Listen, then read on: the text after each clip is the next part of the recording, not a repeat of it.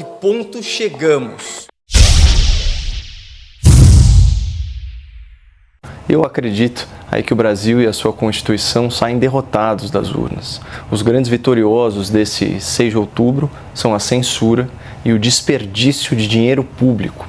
A eleição de 2024 foi diretamente influenciada pelo fundão eleitoral que drenou 4 bilhões e 900 milhões de reais do orçamento para financiar a propaganda eleitoral dos candidatos.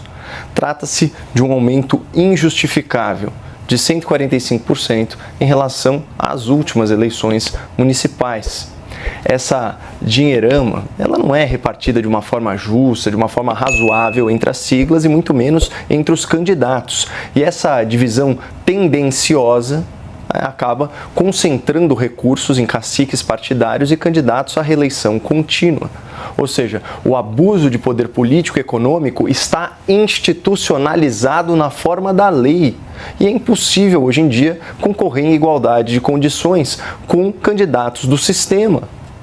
Não à toa, mais da metade dos vereadores, se não me engano, 53%, se reelegeu em 2020, assim como mais de 60% dos prefeitos. Vamos aguardar os números de 2024. E vejam só que coincidência, os partidos que mais receberam verbas do fundão são justamente os partidos que mais elegeram vereadores e prefeitos no primeiro turno. Os campeões aqui de votação foram o PSD, o MDB, o PP, o União Brasil e o PL. A única exceção é o PT, partido que abocanhou aí a segunda maior fatia do fundão. Mesmo recebendo 619 milhões de reais para fazer a sua militância, o PT sequer está entre os 10 partidos que mais elegeram vereadores e é apenas o 9º em prefeituras no primeiro turno.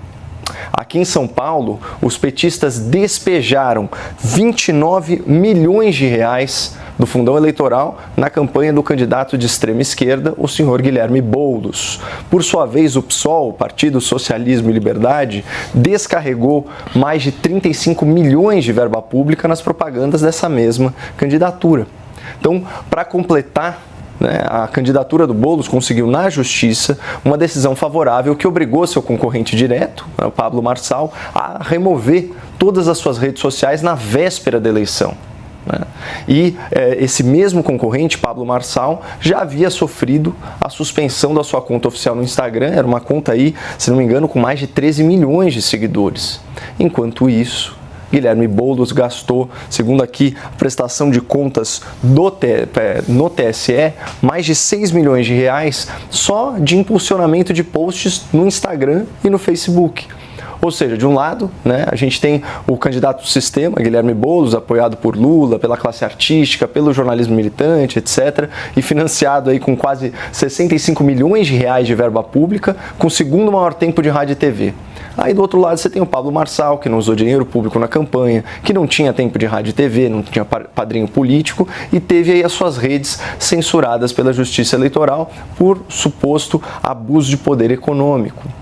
Mas me fala uma coisa, diante da realidade dos fatos e do desequilíbrio de condições entre essas candidaturas, onde vocês acham que está o verdadeiro abuso de poder político, o verdadeiro abuso de poder econômico?